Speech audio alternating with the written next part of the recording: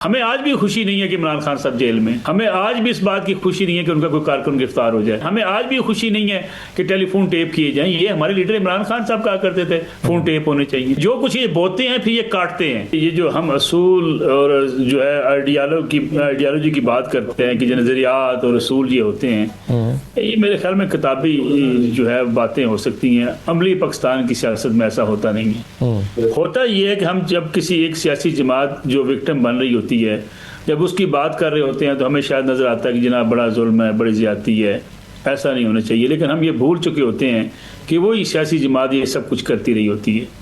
سوال یہ ہے، یا تو اس ملک کے اندر محمد علی درانی صاحب ہمارے سینئر ہیں، بڑے دھیمے قسم کے اور بڑے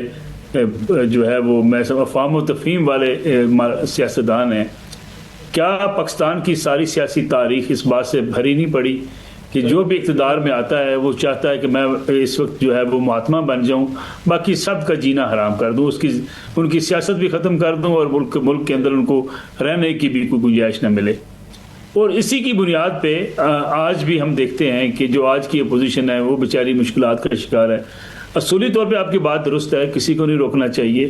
گاڑی کے شیشے بھی نہیں توڑنے چاہیے، راجہ ناصر عباس صاحب ہوں، محمود خانہ چکزئی ہوں، پی ٹی آئی کے لوگ ہوں، وہ جلسہ کریں، احتجاج کریں، ان کا رائٹ ہے، لیکن سوال یہ ہے کہ یہ اتنا بڑا دل کون کرے؟ اتنا بڑا دل سیاست کے اندر ہوتا نہیں ہے۔ دیکھیں، اگر آج کی جو حکمران ہیں جب ان سے آپ ملتے ہیں تو وہ جناب وہ کہتے ہیں ہم نے تو آخری دن تک عمران خان صاحب کو جو ہے وہ بڑے اخلاق سے اور تمیز سے ان کو بلانے کی کوشش کی، وہ ہمیں گندے گندے القابات سے نوازا کرتے تھے جلسوں میں، اور وہ تو یہ بھی کہتے ہیں جناب کہ ہمارے لیڈر نے فیصل آباد میں عابد شیرلی صاحب کو عمران خان صاحب کے خلاف تقریر کرنے سے منع بھی کر دیا تھا، لیکن جو ہمارے خلاف کمپین چلی، جو ہماری بیوی بیچاری لندن میں انتقال کر گئی، اس کے ساتھ جو انہیں سلوک کیا، آئی سی یو کے اندر جا کر لوگ داخل ہو گئے، کاجی بیماری کے بہانے لگاتا ہے۔ پھر جس طریقے سے آپ کو یاد ہوگا یہ حسین نواز کی تصویر جس طریقے سے سر جھکائے جاری کی گئی تھی، اس وقت بھی عمران خان صاحب اسٹیبلشمنٹ ایک پیج پر تھے، اور جس وقت جو کہا جا رہا تھا کہ آصف علی زرداری صاحب کو کراچی میں منتقل نہیں کرنا، لاہور اسلام آباد میں ہی رکھنا ہے، عمران خان صاحب احکامات دیا کرتے تھے نیب کو۔ اور جس روز کہا گیا جناب کہ جا کے حمزہ شہباز کے گھر سے ان کو گرفتار کریں، بے شک سیڑھیاں لگا لیں، گھر کے اندر داخل ہو جائیں، اس وقت بھی خان صاحب کی حکومت تھی، اور خان صاحب تو یہ کہا کرتے تھے، آپ کو یاد ہوگا وہ جو ڈی جی ایف آئی اے نے کہا تھا، وہ کہتے تھے کہ مجھے سعودی عرب والا نظام چاہیے، جہاں کہا جاتا ہے جاؤ اس کو پکڑ لو، پکڑ کے اندر کر دو، اور لوگ وہاں کے پکڑ کے اندر کر دیتے ہیں، آپ مجھے دلیلیں دیتے ہو کس قانون کے تحت پکڑیں، کیسے پکڑیں۔ یہ سیاست کا پہیہ ایسے ہی گھومتا رہتا ہے۔ ہاں، لیکن ملک صاحب اس کے باوجود دیکھیں نا، ماضی میں اگر جو چیزیں غلط ہوئی ہیں اس پر تنقید کرنے والوں نے اسے بھی غلط کہا، جو سمجھدار ذہن رکھنے والے لوگ ہیں، آپ جیسے لوگ، آپ نے اس وقت آج بھی ہم کہتے ہیں، دیکھیں آج بھی ہم یہ بات کہتے ہیں کہ یہ غلط ہو رہا ہے، لیکن شاید اس وقت بہت سے لوگ تھے جو غلط نہیں کہتے تھے۔ میں آج بھی میاں عمران خان صاحب کو جیل گئی سزا ہوئی، میں اور محمد علی درانی صاحب مٹھائیاں بانٹنے والوں میں سے نہیں ہیں، ہم نے کسی اسٹوڈیو میں مٹھائی نہیں بانٹی، لیکن اس وقت مٹھائیاں بانٹی گئی۔ آپ نے دیکھا خود نیوز رومز کے اندر صحافیوں نے مٹھائیاں بانٹی، نواز شریف کو فارغ کر دیا گیا۔ عمران خان صاحب نے ہمیں بتایا کہ اب میں فوج اور اسٹیبلشمنٹ اور عدلیہ مل کے نواز شریف کی سیاست کو ختم کر دیں گے، ہم تالیاں بجانے والوں میں لوگ شامل تھے، جس روز بیپرز دیے جا رہے تھے صرف وہ تاریخ سے نکال کے دیں۔ لیکن ملک صاحب ہم ایسا نہیں، جب ہم کسی آج کے زمانے میں بیٹھ کر اس کو غلط چیز کو غلط کہنے کی کوشش کر رہے ہوتے ہیں، تو آپ نہیں سمجھتے کہ ماضی میں اسی طرح کی مثالیں پیش کر کے آج کو جسٹیفائی کرنے کی کوشش کی جاتی ہے کہ آج جو کچھ ہو رہا ہے یہ ماضی میں بھی ہو چکا ہے؟ میں عرض یہ کر رہا ہوں، ہمیں آج بھی خوشی نہیں ہے کہ عمران خان صاحب جیل میں، ہمیں آج بھی اس بات کی خوشی نہیں ہے کہ ان کا کوئی کارکن گرفتار ہو جائے، لیکن سوال یہ ہے کہ جب یہ دیکھیں ہمیں آج بھی خوشی نہیں ہے کہ ٹیلی فون ٹیپ کیے جائیں، یہ ہمارے لیڈر عمران خان صاحب کہا کرتے تھے فون ٹیپ ہونے چاہیے، یہ ہمارے لیڈر عمران خان صاحب کہا کرتے تھے ٹی وی نیوز چینل نہیں ہونے چاہیے، یعنی جو کچھ یہ بولتے ہیں پھر یہ کاٹتے ہیں۔ آج مسئلہ یہ ہے کہ ہم تو کنڈیم کر رہے ہیں ان ساری چیزوں کو، لیکن سوال یہ پیدا ہوتا ہے کہ کیا سیاست کے جو ہے سینے میں دل ہے؟ بالکل نہیں، جو ایک دوسرے کو نیچا دکھانے کے لیے، کیونکہ کسی اصول کی سیاست پاکستان میں نہیں ہوتی۔ سیاست میں، پاکستان کی سیاست میں لوگ اپنے کاروبار کو، اپنی اجارہ داری کو، اپنی طاقت کو تقویت دینے کے لیے آتے ہیں، انسانی خدمت کے لیے کم آتے ہیں۔ بالکل ٹھیک ہے، اس لیے ان کو لگتا یہ ہے کہ اپنے مخالفین کو کچل دو۔ درست بات ہے سر. اب اس میں علینا صاحبہ مگر ایک مسئلہ یہ ہے کہ ہم یہ دیکھتے ہیں کہ جب کوئی اسٹریٹ موومنٹ کرنے کی کوشش کرتا ہے اور اس کو فریلی کرنے دی جاتی ہے, جیسے عمران خان کے صاحب کے زمانے میں یہاں مولانا فضل الرحمان صاحب نے آ کے دھرنا دے دیا, 7-8 دن بعد انہیں خود ہی مشکل پیش آئی کہ اب میں اٹھ کے کیسے جاؤں یہاں سے.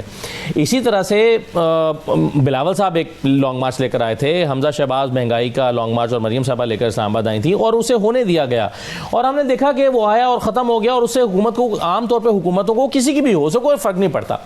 لیکن جب آپ اس میں رکاوٹیں ڈالتے ہیں تو اس کا امپیکٹ زیادہ ہو جاتا ہے کیا؟ ایبسولوٹلی. آپ دیکھیں یہ میرے خیال سے اگر سہیل آفریدی صاحب کے اس لاہور کا وزٹ وہ شاید ایک روٹین وزٹ پرہیپس ہوتا اگر آپ رکاوٹیں نہ کھڑی کرتے. جب آپ نے جہاں جہاں آبسٹیکلز آپ نے کیا, وہیں ویڈیوز بنتی ہے, کیمرے کھل جاتے ہیں, وہیں پہ آپ کے فوراً ایک ایمپلیفائنگ افیکٹ نظر آیا. ہم تو لیگیسی میڈیا تو پیچھے رہ گیا, سوشل میڈیا پہ وہ فوٹیجز جو ہے وہ چلتی ہوئی دکھائی دی. سو آپ نے اس کو جتنا پروموٹ پنجاب حکومت کر سکتی تھی, جتنی اس کی مارکیٹنگ کر سکتی تھی, فروٹ اسٹریٹ بند کر کے, مارکیٹس بند کر کے, جگہ جگہ ناکے لگا کے, کینٹ کا راستہ جو ہے وہ روک کے, تو وہ آپ نے اپوزیشن کو پھر ایک بیانیہ دے دیا, اس کے بیانیے میں بلکہ جان جو ہے وہ ڈال دی, تقویت دے دی. آپ نے نہیں کرنا چاہیے تھا میرے خیال سے. اب جس طرح سے وہ سندھ کا رخ کر رہے ہیں اور سندھ کی حکومت وہاں پر ویلکم بھی کر رہی ہے, پروٹوکول سی ایم سے ملاقات طے ہو گئی, سی ایم صاحب سے کے ساتھ ملاقات طے ہو گئی ہے, پروٹوکول کی بات ہو گئی ہے. ہاں وہ چیز میرے لیے سرپرائزنگ تھا جو کل ایف پی سی سی آئی کا وہ جو لیٹر سامنے آیا کہ انہوں نے معذرت کر لی, وہ انفورسین جو سرکمسٹانسز کا ذکر کیا جا رہا ہے, انوائڈیبل سرکمسٹانسز کی وجہ سے, بٹ نہیں ہونا چاہیے. اس وقت ابھی نظر یہ آتا ہے کہ عمران خان صاحب جس کے حوالے سے ہماری موجودہ حکومت کہتی ہے کہ جی ارریلیونٹ ہیں, بالکل ریلیونس کھو چکے ہیں, لیکن اس وقت عمران خان صاحب اپنے اوپوننٹس کو اپنی پچ پہ لے کر آ چکے ہیں. وہ اگریسو ہے, اگریسو پچ پہ وہ کھیل رہے ہیں, وہ اپنے اوپوننٹس کو بھی. اب آپ دیکھیں پریس کانفرنسز میں بھی جو ہمیں نظر آ رہی ہے وہ ایک ریج نظر آ رہا ہے. 2.5 سال سے عمران خان جیل میں, باہر کون ہے, باہر جو تمام ہم جن کو بینیفیشریز نظر آ رہے ہیں جو اس پورے نظام کے, ان کا کام تھا ملک میں ایک کنڈیوسو, ایک سازگار ماحول بنانے کا. آپ نے تمام ادارے بشمول میڈیا کے, تمام ہم کربز کا شکار ہیں. کل کے وہ جو اعلامیہ نیشنل ڈائیلاگ کمیٹی کا اعلامیہ آتا ہے اس میں بھی یہ تمام چیزیں مطالبات سامنے رکھی گئی جو کہ تحریک تعاوض آئین پاکستان کے بھی پلیٹ فارم سے جو اعلامیہ سامنے آیا تھا اس میں بھی یہی چیزیں تھی. اس میں عمران خان کا دونوں اعلامیہ میں ذکر نہیں تھا. ذکر ہو رہا تھا جو اس وقت ملک جو ہے آپ نے چوکٹ ایک ماحول بنا دیا ہے ملک میں. یہاں سے 15 لاکھ جو ہے 2 سال میں لوگ جو ہے وہ چلے جاتے ہیں. وہ عمران خان کی محبت میں یا حکومت کی مخالفت میں نہیں گئے, وہ اس چوکٹ ماحول میں, دم گھٹے ماحول میں جا رہے ہیں. بزنسز شٹ ڈاؤن ہو گئے ہیں, ملٹی نیشنلز ریپ اپ کر گئی ہیں اپنی بزنسز. آپ اس ماحول میں لوگوں کو ایک امید دیتے ہیں, آپ ایک وے دکھاتے ہیں. 2.5 سال سے تو آپ اس وقت باہر ہیں, آپ اپنا اقتدار جو ہے وہ انجوائے بھی کر رہے ہیں. 300 ارب, اب وہ کل پیٹرولیم کے حوالے سے بتایا کہ پیٹرولیم 300 ارب کے قریب جو ہے وہ روپے کی اسمگل ہو رہی ہے اس ملک میں. 300 ارب روپے جو ہے ہم فنگر ٹپس میں, گندم کا اسکینڈل 300 ارب روپے, شوگر کا اسکینڈل 300 ارب روپے, مطلب 1 خرب تو یہ ہمیں ایک ویسے ہی نظر آ جاتا ہے. IMF اپنے ڈائگنوسٹک وہ رپورٹ میں بتاتی ہے 5300 بلین تک کی کرپشن. سو ہم کر کیا رہے ہیں, ہم ملک کو کس سمت کی طرف لے کر جا رہے ہیں,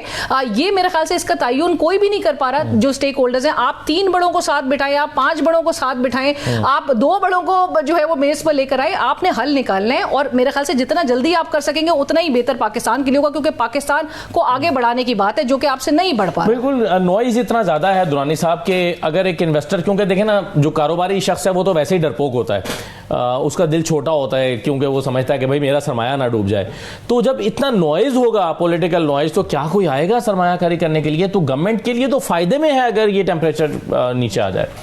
دیکھیں یہ بات تو بار بار